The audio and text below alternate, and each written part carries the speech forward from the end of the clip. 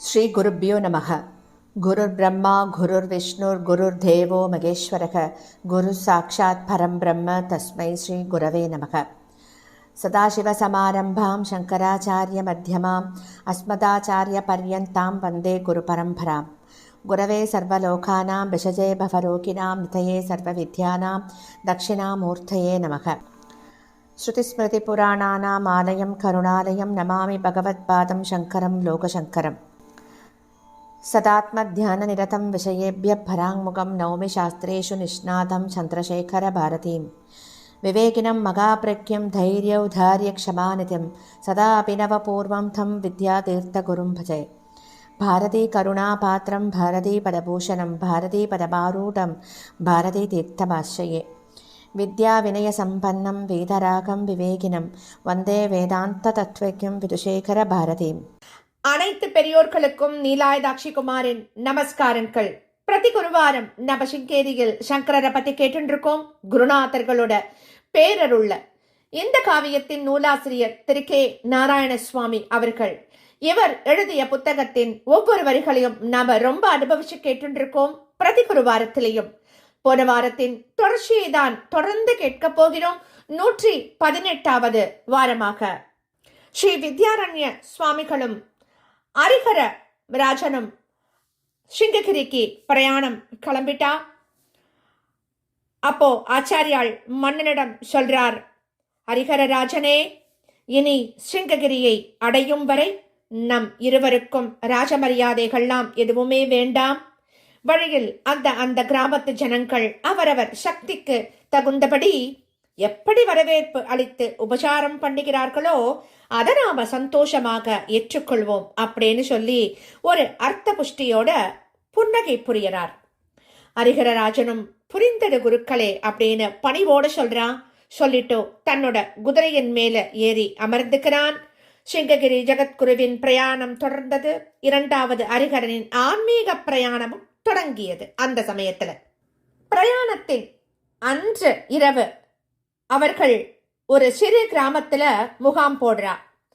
அந்த கிராமத்துல சில வீடுகள் தான் காணப்படுறது. ஒரு சிவாலயம் இருக்கு. அந்த சிவாலயம் பக்கத்துல ஒரு தடாகம் காணப்படுறது. அந்த தடாக நீரில் ஸ்நானம் செஞ்சுட்டு ஆலயத்தில் இருந்து கொண்டு ஸ்ரீ வித்யாரண்ய சுவாமிகள் ஸ்ரீ சந்திரமௌலீஸ்வர பூஜைய பண்றார். அரசனும் ஸ்நானம் செஞ்சுட்டு எளிய உடைகளை எல்லாம் அணிச்சு கொண்டு எதிரே அமர்ந்து மன அமைதியோடு தரிசனம் பண்றான். அவனுடைய சிறு மெய்காப்பாளர் படைகள்லாம் ஊருக்கு வெளியில ஒரு சத்திரத்துல தங்கி இருக்கா. பூஜையெல்லாம் முடியறது. கிராம அந்தணர்கள் அளித்த அந்த எளிய ஆகாரத்தை உட்கொண்ட பிறகு குருநாதரும் அவருடைய அந்த விசேஷமான சிஷ்யரும் தனியா இருக்கா. குருநாதர் கேட்கிறார், ஹரிஹரா, நீ போர்க்களங்கள்ல கூடாரங்கள்ல வசிக்க நேர்ந்திருக்கலாம். அப்போது கூட எந்த நேரமும் கட்டுக்காவல்கள் இருந்திருக்கும். பணிவிடை செய்வோரும் இருந்திருப்பா. அரண்மனை வாசமோ சொல்லவே வேண்டாம். உனக்கு சேவை செய்ய அநேகம் பேர் இருப்பார்கள். இன்றைக்கு இந்த சிறு ஆலயத்தினுள் ஒரு கல் திண்ணையின் மேல் அமர்ந்திருக்கும் போது உன்னுடைய மனநிலைமை எப்படி இருக்கிறது அப்படின்னு கேட்கிறார் குருநாதர். மன்னன் பதில் சொல்றான் அதற்கு, குருக்களே, போர்க்களத்தில் எதிரிகளை வென்று நான் கொக்கரித்த போது நான் அனுபவித்தது நிஜமான ஆனந்தம் இல்லை என்பதை இப்போது தெரிந்து கொண்டேன். அரண்மனையில் என் தாயோ மனைவியோ அன்புடன் பரிமாற நான் புசித்த போது நான் அனுபவித்ததும் நிஜமான ஆனந்தம் இல்லை. நல்ல சங்கீதத்தையோ நடனத்தையோ நான் பார்த்தபோது நான் அனுபவித்ததும் நிஜமான ஆனந்தம் இல்லை. அவை எல்லாம் தற்காலிகமானவை அப்படிங்கிறத புரிந்து கொண்டேன். இன்று தெய்வமே அவதரித்து வந்தது போல தோன்றும் தங்கள் முன்னே ஏகாந்தமான இந்த சன்னிவேசத்தை அனுபவித்துக் கொண்டிருக்கும் என்னுடைய மனத்தின் சாந்தமான நிலையே நிஜமான ஆனந்தம் அப்படிங்கிறத நான் உணர்ந்து கொண்டேன். இது இப்படியே நீடித்து இருப்பதையே நான் விரும்புகிறேன். அதற்கு தங்களுடைய அருளை நான் வேண்டுகிறேன் அப்படின்னு சொல்றான் மன்னன். உடனே ஸ்ரீ வித்யாரண்ய சுவாமிகள் சொல்றார், ஹரிஹரனே, உன் மனத்தில் இப்போது தோன்றும் எண்ணங்களை பூர்ணமாக என்னிடம் சொல்லுவாயாக அப்படின்னு சொல்றார். ஹரிஹர மன்னனும் கொஞ்ச நேரம் ஆழ்ந்து யோசிக்கிறான். யோசிச்சுட்டு அப்புறமா பேச ஆரம்பிக்கிறான். என்னுடைய தந்தையாரின் காலத்தில் அவ்வப்போது வேதாந்த வித்வான்கள் அரண்மனைக்கு வந்து தங்குவது உண்டு. தந்தைக்கு அவகாசம் இருந்தால் அவர்களை ஆதிசங்கர பகவத் பாதர்களின் உபதேசங்களை பத்தி பேசி விளக்கச் சொல்லி ரொம்ப கவனத்தோட கேட்பார். எப்போதும் அவருடனேயே இருந்து வந்த நானும் சிறு வயது முதற்கொண்டு அந்த உபன்யாசங்களை எல்லாம் கேட்டு வந்திருக்கேன். ஆனால் ஓரளவே என்னால் அவற்றை புரிந்து கொள்ள முடிந்தது. அப்போது நான் தெரிஞ்சு கொண்டது இதுதான்.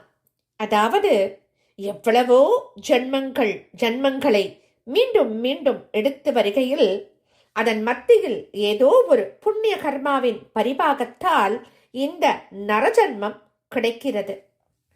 புண்ணியத்தின் பலனாக கிடைக்கும் போகங்களை அனுபவிப்பதில் ஈடுபட்டால் புண்ணியமும் செலவழிந்து அபூர்வமாக கிடைத்த நரஜன்மமும் வீணாகி போய்விடுகிறது. ஆகையால் அந்த ஜென்மம் இருக்கையிலேயே ஒரு உயர்ந்த குருவை அணுகி அவர் சொற்படி சாஸ்திரீயமான வாழ்க்கையை நடத்த தெரிந்து கொள்ள வேண்டும். அதுதான் முதல் படி. பிறகு ஸ்ரவண மனன நிதித்தியாசனங்கள் மூலம் ஸ்வரூப ஞானத்தை பெற்று மறுபடியும் ஜன்மம் எடுக்காம கடைத்தேற வேண்டும். இதுவரை நான் அறிந்துள்ளேன். ஆனால் உண்மையான ஸ்வரூபம் எது, அதை எப்படி தெரிந்து கொள்வது, அந்த ஞானம் எங்கிருந்து கிடைக்கும் என்பதையெல்லாம் நான் தெரிந்து கொள்ளவில்லை என்று என் மனம் அந்த ஞானத்தை நாடுகிறது. எனக்கு புரியக்கூடிய எளிய வார்த்தைகளால் எனக்கு சாஸ்திரத்தை போதிக்க வேண்டும். இதுவே என்னுடைய பிரார்த்தனை. என்னிடம் இன்று பல குறைபாடுகள் இருப்பதை தாங்கள் கண்டிருப்பீர்கள்.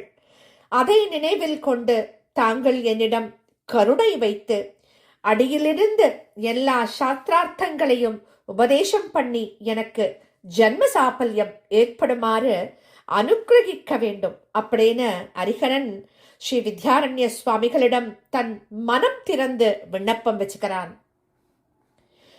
ஒரு மாமன்னனாக சமீபத்தில் பட்டாபிஷேகம் செய்யப்பட்டிருந்த அந்த இரண்டாவது ஹரிஹரனிடம் இருந்து வந்த அந்த கோரிக்கையை கேட்டு ஸ்ரீ வித்யாரண்யருக்கு ரொம்பவும் ஆச்சரியமாகிடுத்தோ. ரொம்ப ஆச்சரியப்படுறார் அவர். ஹரிஹரா, நீ முந்தைய பிறவிகளில் சிறந்த கர்மயோகியாக இருந்திருக்கணும்.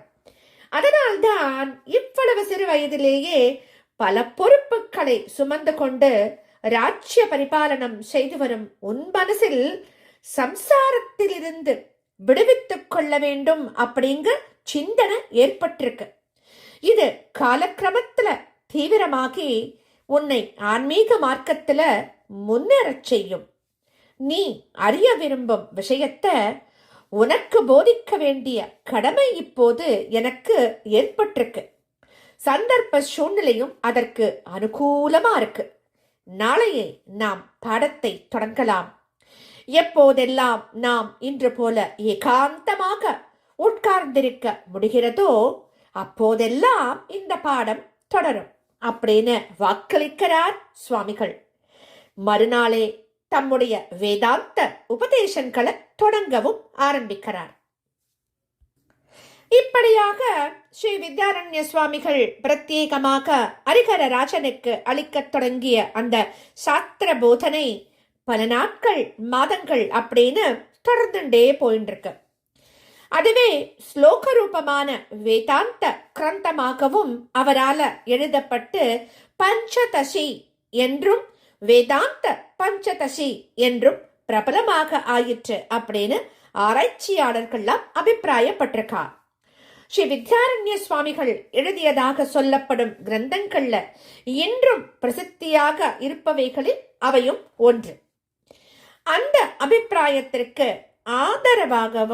ஆதாரமாகவும் இருப்பவை சில ஸ்லோகங்களும் அந்த கிரந்தத்துல திருஷ்டாந்த ரூபமாகவே சாஸ்திரம் விளக்கப்பட்டிருப்பதும், குருவம்ச காவியத்துல ஸ்ரீ வித்யாரண்யர் ஹரிஹரன் ஆகியவர்களின் குரு சிஷ்ய உறவை பற்றி சொல்லுகையில், வித்யாரண்ய மகாயோகி நிகமாம்புதி பாரக ஹிருத்யாம் ஆத்யாத்மிகீம் வித்யாம் உபாதிஷன் மகீப்ருதே அப்படின்னு காவியகர்த்தா சொல்லியிருக்கார். நம்ம இன்னொரு வாட்டி இந்த ஸ்லோகத்தை கேட்கலாம். வித்யாரண்ய மகாயோகி நிகமாம்புதி பாரக ஹிருத்யாம் ஆத்யாத்மிகீம் வித்யாம் உபாதிஷன் மகீப்ருதே அப்படின்னு காவியகர்த்தா சொல்லியிருக்கார். வேறொரு நூலில் இன்னொரு ஸ்லோகம் கூட இப்படி சொல்லப்பட்டிருக்கு. அதாவது என்னன்னா, மற்ற அரசர்களால் அடையப்பட முடியாத ஞான சாம்ராஜ்யம் இரண்டாவது ஹரிஹரனுக்கு கிடைத்தது அப்படின்னு தான் அந்த ஸ்லோகம் நமக்கு தெரிவிக்கும் செய்தி. அந்த பஞ்சதசி கிரந்தத்தின் கடைசியான 5வது பிரகரணத்தின் தொடக்கத்துல பிரம்மானந்தத்தை பற்றி விஸ்தாரமாக சொல்லுகிறேன் அப்படின்னு சொல்லிட்டு ஸ்ரீ வித்யாரண்ய சுவாமிகள் அதற்கு மேலே யோகானந்தம், ஆத்மானந்தம், அத்வைதானந்தம் அப்படிங்கறதையெல்லாம் வர்ணனை பண்ணிட்டு பூமானந்தம் அப்படிங்கிற பிரம்மானந்தம் அப்படிங்கிறது எப்படிப்பட்டது அப்படிங்கிறதையும் சொல்லியிருக்கார். உடனே கிரந்தத்தின் கடைசி ஸ்லோகத்துல இப்படிப்பட்ட பிரம்மானந்தத்தை எப்போதும் ஹரிஹரன் அடையட்டும் என்றும் அவனால் சாது ஜனங்கள் காப்பாற்றப்படட்டும் அப்படின்னும் ஆசீர்வாதம் பண்ணியிருக்கார். அந்த ஆசீர்வாதத்தையும் அவர் ஸ்லோக வடிவில் கொடுத்திருக்கார். பிரியாத் ஹரிஹரோ அனேன பிரம்மானந்தேன சர்வதா பாயாத் பிராணின சர்வான் ஸ்வஸ்சிதான் சுத்த மனசான் அப்படின்னு சொல்லியிருக்கார். எப்பேற்பட்ட பாக்கியத்தை அடைந்திருக்கான் அந்த 2ஆம் ஹரிஹரன் இல்லையா? அவன் மூலமா நாமளும் இன்னைக்கு இப்பேற்பட்ட ஒரு காவியத்தை கேட்கும் ஒரு பாக்கியத்தை நம்ம குருநாதர் நமக்கெல்லாம் கொடுத்திருக்கார். இதுக்கப்புறமா அடுத்த வாரம் தொடர்ந்து கேட்கலாம். ஸ்ரீ சத்குரோ பாகி, ஸ்ரீ சத்குரோ பாகி, ஸ்ரீ சத்குருநாதா சரணம் சரணம் சரணம் சரணம் சரணம்.